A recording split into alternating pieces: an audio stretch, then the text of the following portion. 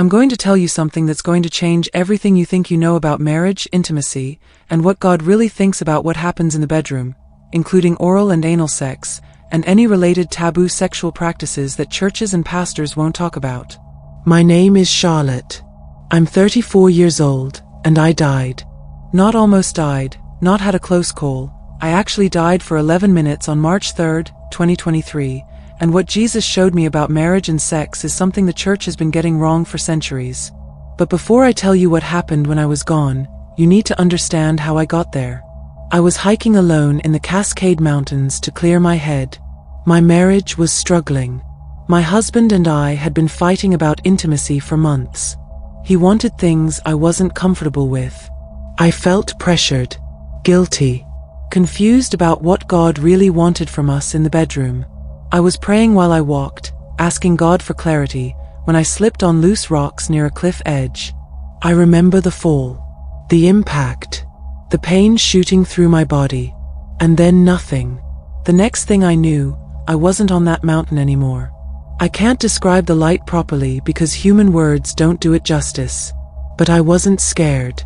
I was standing in this space that felt like everywhere and nowhere at the same time, and Jesus was there. Not the pale, sad-looking Jesus from the paintings. This was Jesus full of life and joy and power. His eyes had this warmth that made me feel completely known and completely loved at the exact same time. "Charlotte," he said, and his voice was like music and thunder combined. "You've been asking me questions." I immediately knew he was talking about my prayers on the mountain.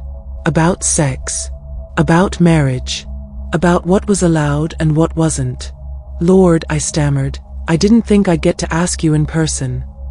He smiled. Actually smiled. "I've been waiting to answer you. Because what I'm about to show you, the church needs to hear. My people are bound by rules I never made. They're free in ways they don't understand. And they're confused about a gift I gave them." Then he extended his hand. "Come. Let me show you what I really think about the marriage bed." Suddenly, we were standing in this incredible garden. It was like Eden, but somehow more. Everything was alive in a way that made Earth look like a faded photograph.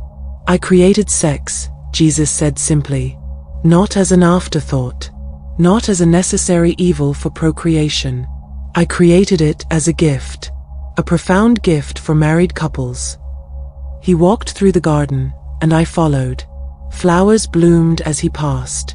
"Charlotte, when I created Adam and Eve, I created them naked and unashamed. Do you understand what that means? Complete freedom. Complete openness. No guilt. No performance anxiety. No shame about their desires or their bodies." I nodded, but I was still confused. "But Lord, what about all the rules? What about the things people say are wrong or sinful in marriage?" He stopped walking and turned to face me. "Let me ask you something. When I gave instructions about sexual immorality in Scripture, what was I prohibiting?" "Adultery," I said. "Fornication. Homosexuality. Lust." "Exactly," he said. "Now tell me, where in my word did I give married couples a list of positions they couldn't use? Where did I say oral intimacy between a husband and wife was sin? Where did I create rules about how they should enjoy each other in the privacy of their marriage bed?" I opened my mouth, but nothing came out. Because he was right. I'd never actually read those rules in the Bible. I'd heard them from people. From purity culture. From shame-based teaching. But not from Scripture. Jesus waved his hand, and suddenly words appeared in the air, glowing like they were written in light. "Marriage is honorable among all, and the bed undefiled, but fornicators and adulterers God will judge." "This is from Hebrews chapter 13, verse 4, he said. "Read it carefully, Charlotte. What does it say?" I read it aloud. "The marriage bed is undefiled." "Undefiled," he repeated. "Do you know what that means? It means pure, clean, holy."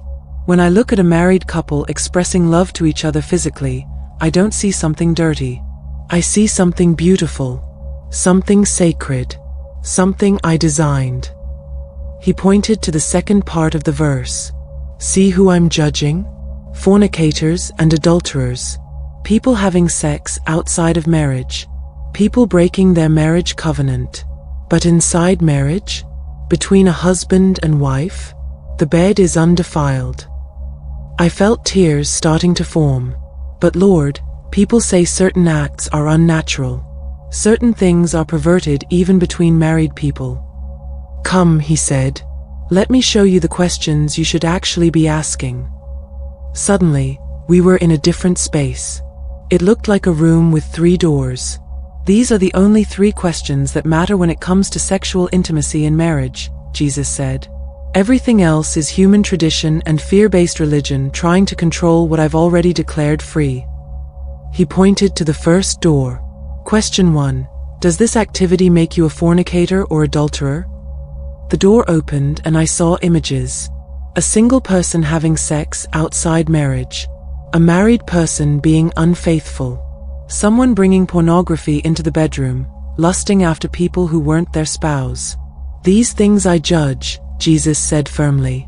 Not because I hate pleasure, but because they violate covenant. They break trust. They damage souls. Fornication is sex outside of marriage. Adultery is unfaithfulness within marriage.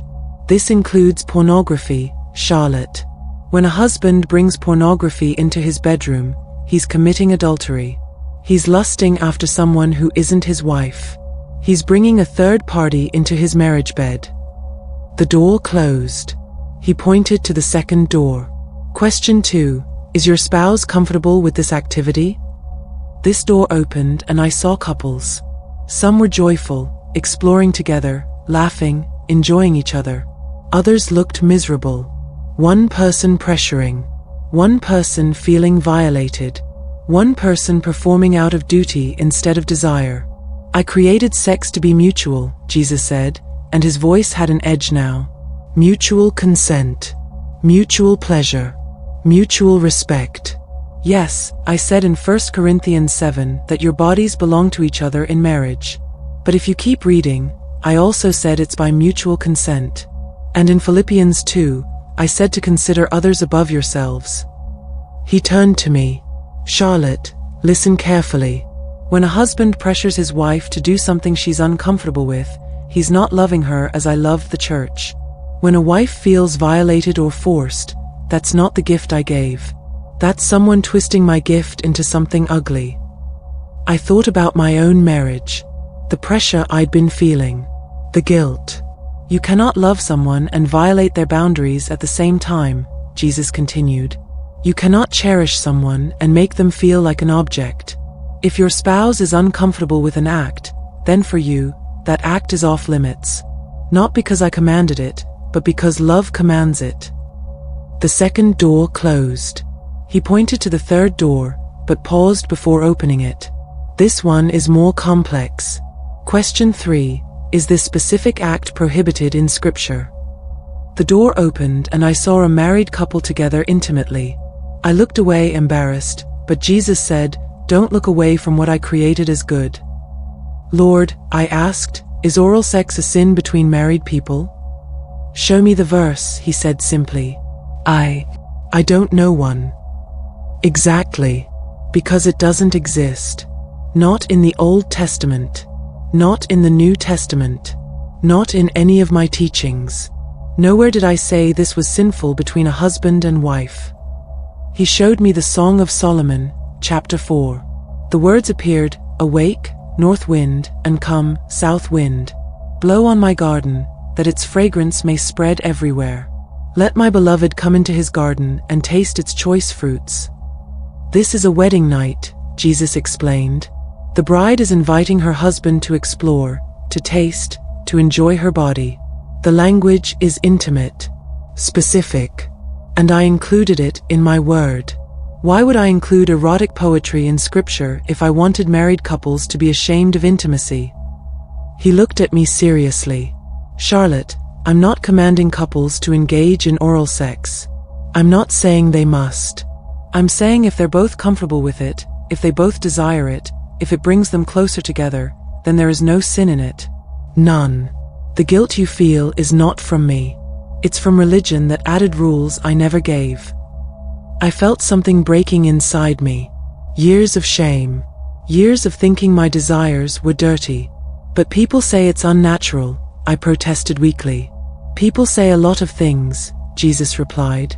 People said it was unnatural for races to marry. People said it was unnatural for worship to be anything but solemn. People add to my word constantly and then claim I said it. I didn't. If it's not in scripture, it's not my command. The scene shifted and Jesus's expression became more serious. Now this is different, he said. Anal sex requires more wisdom, more consideration. Is it a sin? Show me the verse, he said again. I thought about Sodom and Gomorrah. Isn't that where sodomy comes from? Doesn't that mean it's prohibited? Jesus shook his head. Charlotte, what was the sin of Sodom? Homosexuality. Men lying with men. That's what I prohibited in Leviticus 18 verse 22. That's what I called an abomination. The sin wasn't the act itself. The sin was men doing it with other men, breaking the natural design I created. He continued, nowhere in scripture do I specifically prohibit a husband and wife from this activity. But that doesn't mean it's wisdom either. I don't understand. Let me explain, he said. Just because something isn't explicitly prohibited doesn't mean it's wise. Just because you have freedom doesn't mean everything is beneficial. This is where you need to think carefully. He showed me images of human anatomy. I designed the human body very specifically. The vagina is designed for intercourse. It has natural lubrication. It has elasticity. It can accommodate and even derive pleasure from sexual activity. The anus? I designed that for elimination. It's delicate tissue. It tears easily. It has bacteria that can cause serious infections if transferred. I nodded, following his reasoning. Medical studies show that anal sex has higher risks, Jesus continued. Bacterial infections, viral infections, tissue damage, increased cancer risk. These aren't arbitrary. These are natural consequences of using the body in ways I didn't primarily design it for. So it is wrong? I'm saying be wise, he replied. I'm also saying that most women who engage in this activity do so not because they enjoy it, but because they feel pressured. They feel they have to perform. They feel their body belongs to their husband, so they have no choice. And Charlotte, that breaks my heart. He looked at me intently. If a wife genuinely enjoys this activity, if she genuinely wants it, if both partners are fully informed about the medical risks and both consent enthusiastically, then I'm not going to condemn them. That's between them and me. But if there's pressure, if there's force, if she's doing it to keep him from pornography or to perform or because she's afraid he'll leave, that's not love. That's not the gift I gave. What about the husband? I asked. What if he's pressuring her because of pornography? Jesus's eyes flashed with something like anger. Pornography has poisoned the marriage bed. It's made men think their wives should perform like actresses. It's created expectations that violate love and respect.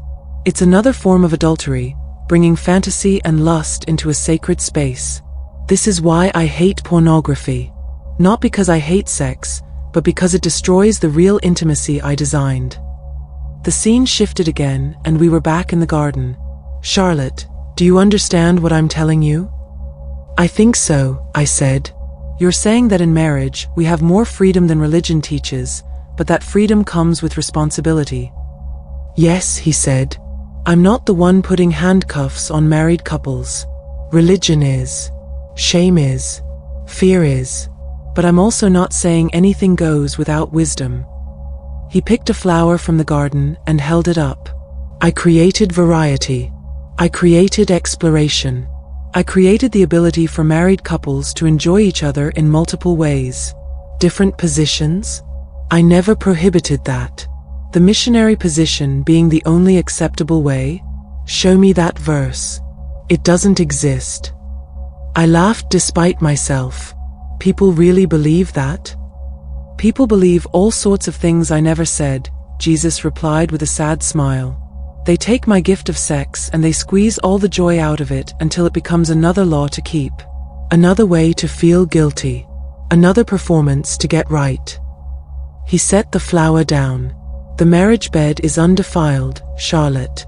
That means when a husband and wife come together in love, with mutual respect, with mutual consent, exploring each other's bodies in ways they both enjoy, I don't look away in disgust. I smile, because they're enjoying my gift exactly as I intended. So there are no rules at all? I asked. I didn't say that, Jesus corrected. Here are my actual guidelines, not human additions. He held up one finger. First, no fornication. Sex is for marriage only. The world will tell you otherwise, but I'm telling you this is for your protection. For your joy. For the covenant bond that makes sex sacred instead of casual. A second finger. Second, no adultery. Once you're married, you're faithful to your spouse. In body and in mind. No affairs. No pornography. No lusting after others. Your sexuality belongs in your marriage. A third finger. Third, mutual consent and respect. Both partners need to be comfortable. Both need to desire what's happening. Both need to feel loved and cherished, not used or violated. If one person is uncomfortable, then love says you don't do it. A fourth finger. Fourth, use wisdom. Just because something isn't prohibited doesn't mean it's wise. Consider health. Consider consequences. Consider whether this brings you closer together or creates distance. He lowered his hand. That's it. Those are my actual rules. Everything else people have added themselves. I want you to understand something else, Jesus said. Sex in marriage isn't just about physical pleasure. It's about intimacy, connection, knowing and being known, learning your spouse's body, learning what they enjoy, what makes them feel loved, what brings them pleasure. He showed me an image of an elderly couple, still intimate, still exploring, still learning each other after decades. This is my design, he said, that you would be lifelong learners of each other, that you would continue to explore and discover and enjoy each other throughout your marriage. Not performing, not pressuring, but discovering together. But what about shame? I asked. What about when people have guilt about their desires? Most sexual shame in marriage doesn't come from me, Jesus said firmly. It comes from purity culture that taught you your body was dangerous. It comes from religion that made sex dirty instead of sacred. It comes from abuse or trauma or bad teaching. He looked at me with such compassion. Charlotte, I don't want my people bound by guilt over desires I gave them. If you're married and you desire your spouse, that's good. That's how I made you. If you want to explore their body in ways that bring mutual pleasure, that's the gift working exactly as designed. Let me be very clear about specific activities, Jesus said, because I know people are going to ask. He showed me couples again, different scenarios playing out. Oral sex between married partners? Not prohibited. Not commanded. If you're both comfortable, enjoy. If one of you isn't comfortable, don't pressure. It's that simple. Anal sex between married partners? Not explicitly prohibited, but requires serious consideration. Are both of you truly comfortable? Do you understand the medical risks? Is anyone being pressured? Use wisdom here. And husbands, if your wife isn't comfortable, that's your answer. Love doesn't demand performance. Different positions? I gave you bodies that can move in various ways. I gave you the ability to explore and discover what feels good to both of you. Enjoy that freedom. The idea that only one position is acceptable is nowhere in my word. Using your hands, your mouths, your bodies in creative ways? I'm not sitting in heaven with a checklist of prohibited techniques. I'm looking at your hearts. Are you loving each other? Respecting each other? Enjoying the gift I gave you? Then you're doing it right. Jesus' expression became serious again. But I need to warn you about something that's destroying marriages. Pressure, performance, expectation. He showed me a bedroom where a husband was demanding things from his wife she wasn't comfortable with, showing her pornography and expecting her to replicate it, making her feel like she wasn't enough. This, Jesus said, breaks my heart. This is not love. This is not the gift I gave. When a spouse feels pressured to perform, when they feel inadequate, when they feel like an object rather than a beloved, that's sin. Not sexual sin, but the sin of using someone instead of loving them. He showed me another scene. A wife crying alone, feeling violated by her husband's demands, feeling trapped because she'd been taught her body belonged to him and she had no right to say no. Charlotte, listen to me carefully, Jesus said. Your body does belong to your spouse in marriage. 1 Corinthians 7 teaches that. But that doesn't mean they have the right to violate you, to pressure you, to demand you do things that make you feel unsafe or uncomfortable. That's a twisting of my word. Then what does it mean? It means you belong to each other, he explained. Mutually, equally. It means you're both generous with your bodies, both available to each other, both seeking to please each other. But it also says, by mutual consent, right in that same passage. Both agreeing, both comfortable, both desiring. He continued, and Philippians 2 says to look after each other's interests, not just your own. That means husbands, you care about your wife's comfort more than your own gratification. Wives, you care about your husband's needs while also honoring your own boundaries. That's what mutual love looks like. I need to address this directly, Jesus said, and his tone became fierce. Pornography is poisoning marriages. It's teaching husbands to objectify their wives. It's creating expectations that violate love. It's bringing adultery directly into the marriage bed. He showed me scenes of marriages destroyed, wives feeling inadequate, husbands addicted, intimacy replaced by performance. When I said in Matthew 5 verse 28 that looking at a woman lustfully is adultery in the heart, I meant it. Pornography is exactly that. It's lusting after people who aren't your spouse. It's mental and emotional adultery. But people say it helps their marriage, I protested, remembering arguments I'd heard. They're lying to themselves, Jesus said bluntly. What it does is train the husband to be aroused by fantasy instead of his actual wife. It teaches him to expect his wife to perform like an actress. It makes her feel like she's never enough. It destroys intimacy because real intimacy requires vulnerability, not performance. He looked at me. Charlotte, if a husband needs pornography to be interested in his wife, the problem isn't his wife. The problem is that he's trained his brain to respond to fantasy, and now reality can't compete. That's addiction, not enhancement. One more thing, Jesus said. Couples need to have honest conversations before marriage. About expectations. About comfort levels. About what they're open to exploring. He showed me engaged couples having awkward but necessary discussions. So many marriages struggle because people assumed things without actually talking about them. The husband assumed his wife would be comfortable with everything he'd seen in pornography. The wife assumed sex would be simple and straightforward. Neither communicated. Then wedding night comes and they're both disappointed. This is wisdom, he continued. If you're engaged, talk about these things. General things, not graphic specifics. What are your expectations? What are you comfortable with? What are you absolutely not open to? Have these conversations so you're not blindsided after the wedding. And for married couples, he added, keep having these conversations. Keep learning each other. Keep communicating about what works and what doesn't. What you're comfortable with now might be different than what you were comfortable with 5 years ago. Keep talking. Keep being honest. Keep being willing to explore together. Charlotte, you want to know what the real sexual sin in marriage is? It's selfishness, he said. Using your spouse instead of loving them. Demanding instead of inviting. Taking instead of giving. Pressuring instead of respecting. That's the sin. He showed me more scenes. Husbands who only cared about their own pleasure.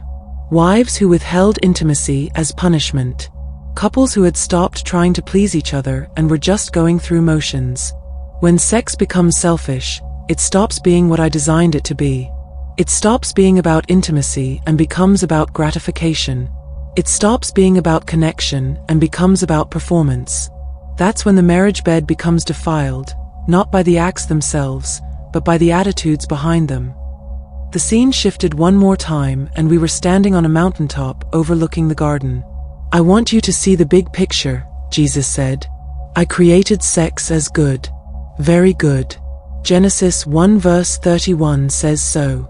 I created it for pleasure, yes, but also for bonding. For intimacy. For expressing love in the deepest physical way possible. When a husband and wife come together, they're acting out a physical representation of spiritual unity. They're becoming one flesh. That's sacred. That's beautiful. That's my design. He turned to face me. The enemy wants to destroy that. So he uses shame to make married people afraid of the gift. He uses pornography to make them dissatisfied with reality. He uses pressure to turn intimacy into performance. He uses religion to add rules I never made. All to steal the joy I intended. But you, he said, pointing at me, you're going to go back and tell people the truth. That the marriage bed is undefiled.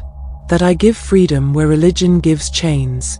That I want couples to enjoy each other, explore each other, and love each other without guilt or shame.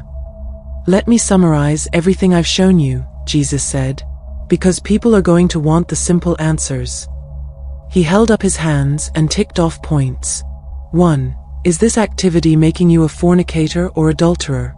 If you're having sex outside marriage, that's sin. If you're married and being unfaithful, that's sin. If you're bringing pornography into your bedroom, that's adultery. These things I prohibit clearly. 2. Is your spouse comfortable with this? If the answer is no, then love says you don't do it. Period. Your spouse's comfort and dignity matter more than your desires. That's what love requires. 3. Is this specific act prohibited in Scripture? For oral sex, no, it's not prohibited anywhere.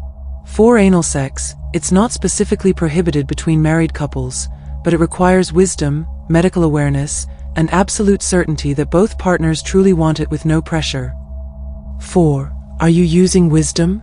Just because something isn't prohibited doesn't mean it's beneficial. Consider health. Consider consequences. Consider whether this brings you closer or creates distance. 5. Are you both learning and growing together? Marriage is about becoming lifelong students of each other. Keep exploring. Keep communicating. Keep discovering what brings mutual pleasure and intimacy. He lowered his hands. That's it. That's what I actually teach. Not the long lists of rules and regulations that religion has added. Not the shame-based teaching that makes my gift seem dirty. This. Freedom with wisdom. Liberty with love. Joy with responsibility. The church has gotten this so wrong, Jesus said, and he sounded sad. They've taken my gift and wrapped it in chains. They've added rules I never gave. They've made married couples afraid to enjoy what I created for them. They teach that certain positions are sinful when I never said that. They teach that oral sex is perverted when I included erotic poetry about it in Song of Solomon. They create guilt and shame around desires I gave people. And then they wonder why Christian marriages struggle with intimacy. He looked at me intently. I want you to help set people free. Not free to be selfish or perverted, but free to enjoy the gift I gave them without unnecessary guilt. It's time for you to go back, Jesus said suddenly. No, I protested. I have more questions. I want to stay. He smiled. You have work to do. People need to hear this. They need to know that I'm not the one binding them. They need to know they can have freedom and joy in their marriages without feeling like they're disappointing me. But what if people don't believe me? Some won't, he admitted. Some will say you're promoting sin. Some will say I never told you these things.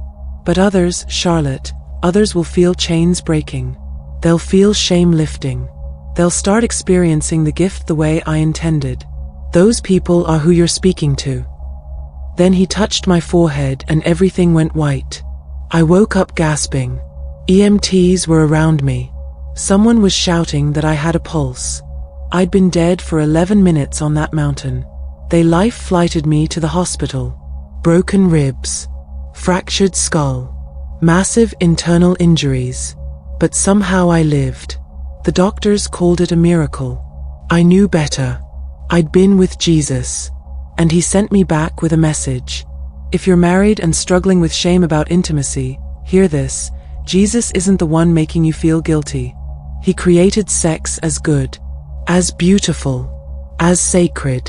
The marriage bed is undefiled. If you're being pressured by your spouse, hear this. You matter.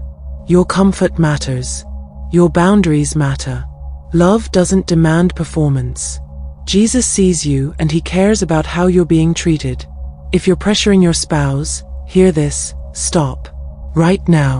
You're violating the person you promised to love. Pornography has lied to you about what real intimacy looks like. Real love respects. Real love considers. Real love doesn't demand. If you're single and afraid of marriage because of all the sexual rules, hear this. Most of those rules aren't from Jesus. He gives freedom where you've been taught there are chains. When you get married someday, enjoy the gift without unnecessary guilt. And if anyone tries to add rules he didn't give, show them this testimony and ask them to show you the verses.